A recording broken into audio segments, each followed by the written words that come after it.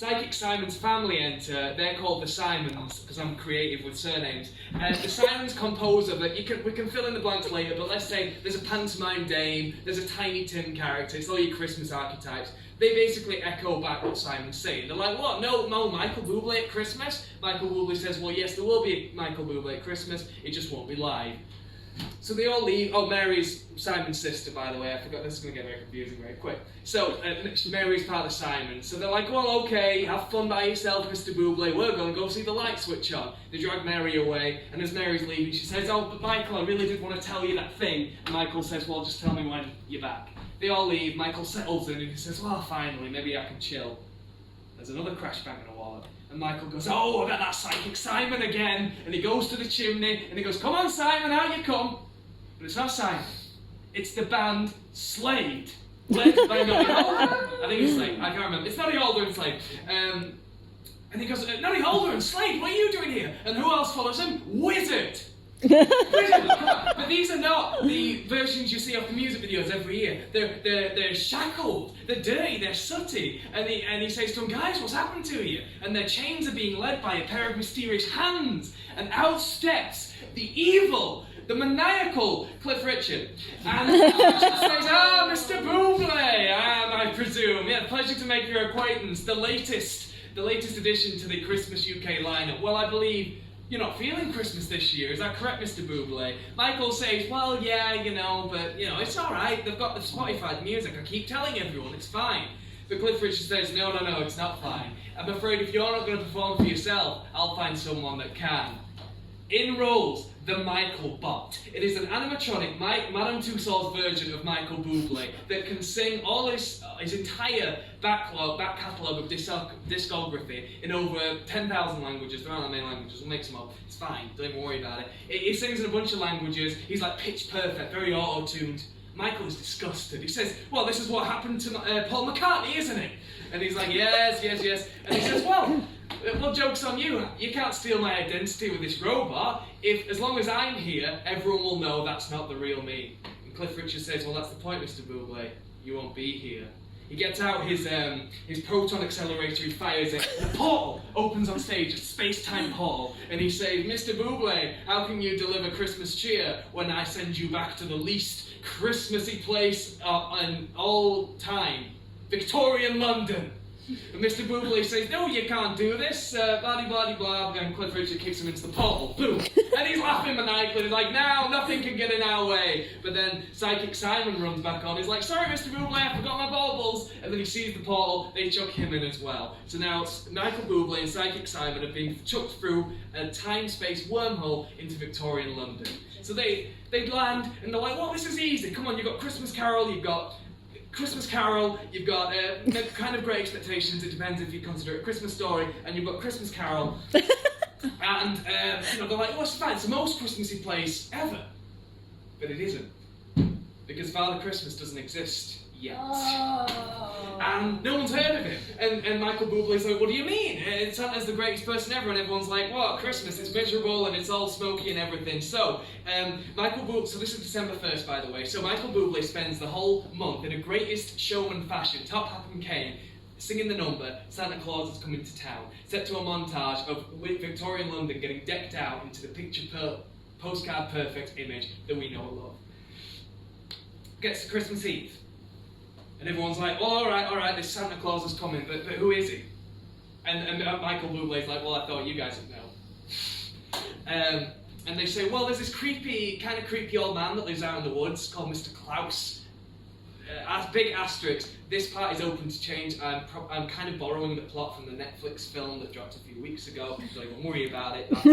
You get the idea. Okay, so Mr. Klaus off in the woods, yeah, he makes toys and stuff, but he never comes out. He's very recluse. Recluse, says Simple Simon. Shut up, says Michael. Okay, so they chuck off to the woods, they knock on his door, and yeah, Mr. Klaus is there, he's quite big, and he's got the beard and stuff. And they say, Mr. Klaus, I'm really sorry to drop this on you, but you literally need to be Santa Claus, so can you come out of your hiding, come out of your reclusion, and come help us out?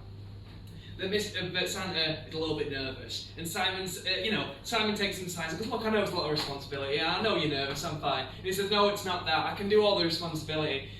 And what it is I think your friend's kind of cute, and I kind of want to ask him to go for a coffee.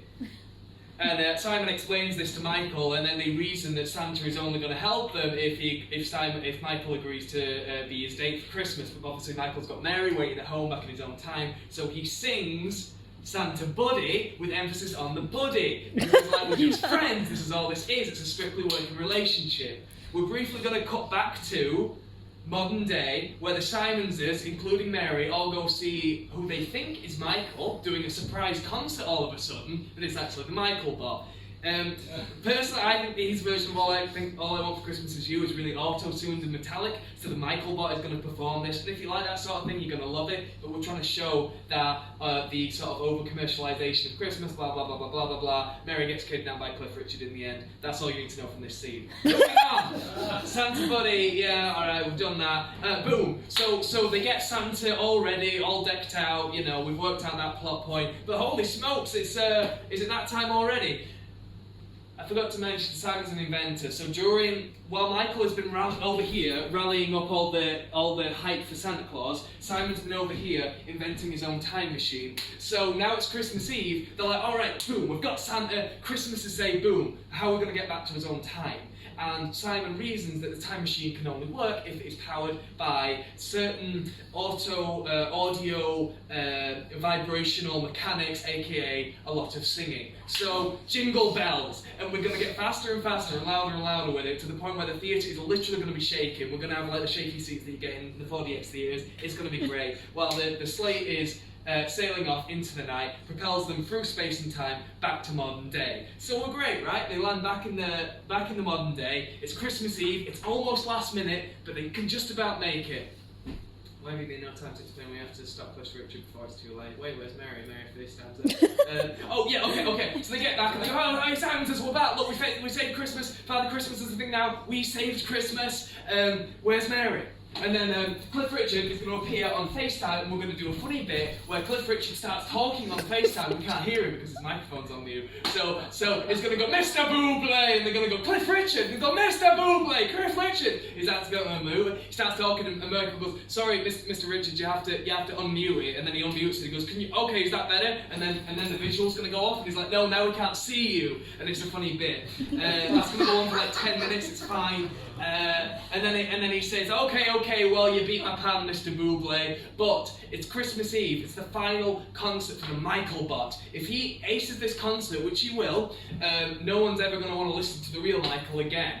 If you try and stop me, I'm going to kill all the I can't remember what I wrote about this, but I know he's going to do something evil. It's Cliff Richard and he's up to something. So then Simon says that. So the ending to Act 1 is Michael's Baby Please Come Home. It's the Act 1 finale. It's a heartfelt plea for help where they're going to go off into an uncertain future. They don't know if they're going to get Mary back in time. Okay, boom, moving swiftly on. Act 2, we're going to open with a hilarious set piece set backstage at the concert, set to Feliz Navidad, because the only way they can sneak into the concert is dressing like a mariachi band, singing Feliz Navidad to try and get onto the stage. They get onto the stage, Robo Michael's there doing his auto-tune bit, the real Michael Buble comes on, smacks him, and then it's like, oh my god, Michael Buble just killed Michael Buble. You know, the whole nation is watching, and yeah, he's just defeated the Michael Bot. But now everyone's seen Michael Buble kill himself. What are we gonna do? So Michael swings by the piano. Mary's here, by the way. They've saved Mary. He swings by the piano and says, Mary, there's only one thing we can do. And Mary says, well, you know, Michael, I'm not really a big singer and I'm kind of nervous about it. He says, Mary, we don't have a choice. And they take us into Fairy Tale of New York. Yes. It's a romantic number. That song together. Exactly, of course they do. She's reluctant, but she swings into it. Are we going to say the bad word? Maybe, I don't know. It depends how we feel about it. And then at the end of the number, he pulls her in and she says, well, Michael, I can't think of a more perfect time to tell you the big news. I'm pregnant. Applause, gasps, slow clap from the wings. It's Cliff Richard. He comes down and says, very well, Mr. Buble. You came back through time. You killed the Michael Bot, seeming everything's won. But Christmas cheer can't save you from Plan B. Everyone groans and say, come on now again. He says, yes again. I'm going to send Michael, Simon and the Simons Eva further back. And they say, come on, get a new gig. And he says, you did that already. We brought Christmas to Victorian London. He says, yes, but how about a world without Christmas, without Christ. Jerusalem, 100 BC. And before you can zap them, there's a desperate scramble. And wouldn't you know it, Simon knocks his machine. So Simon's got his own machine, and there's kind of like a Ghostbusters bit where the two proton accelerators are hitting each other, and basically they do get sent back in time to a desolate desert. And it's very cold and dusty, even though it's a desert, but it's cold at night time. It's science. All hope looks lost, and Michael brings the house down with a heartfelt rendition of "Have Yourself a Merry Little Christmas." He's just looking on the situation. He's trying to raise everyone's spirits. And afterwards, Michael asks Simon, he says, "Hey, where did we end up anyway? I know it's a desert, but come on, is it really 100 BC? And Simon explains that, well, with the combined efforts of Simon's homemade time machine and Cliff Richard's time zapperatron, it shorted each other's time circuits and just reset the destination field. He says all this like science babble, pauses, and then goes, oh, something, I don't know. Because he's still psychic. He says, well, reset it to what, when? And he goes, well, I guess it just reset completely to 0000, which would be 0 BC. 0 before Christ. Well, wouldn't that just be Christ? Suddenly, spotlight on Mary. She steps into a silhouette. Michael, I think the time traveling's done something to the baby. She's pregnant. Yeah. She's full 9 months. What, is it her? He says, what, is the baby her? She goes, no, the baby's here. Lights up the fully pregnant, and she doubles over. Simon rattles off that the time vortex must have propelled the pregnancy, and now the family all gather round, and it's a fun bit. Mama Simon knows what to do. I bet she does. Michael's freaking out. No, it's not safe here. What if Cliff finds out that we're here and where we've ended up? And a voice from off stage says, "Fear not, child." And from the rafters of the theatre descend Boney M, who take us into a roaring rendition of Mary's boy child. And during the get down, the baby's revealed. Oh my lord, yeah. The baby's revealed. Michael holds him. He goes, who knew our little boy would be born in Jerusalem 0 BC? And Mary says, Michael. And he says, oh, but Mary, he can't be. We've only just met him. And Mary reasons, well, it's for the good of all mankind.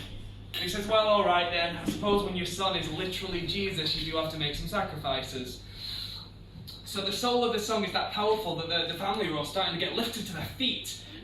Simon asks what's happening. Marcia Barrett, who's the lead singer of Boney M, explains that the music will take them back to their own time. After all, soul transcends all walls.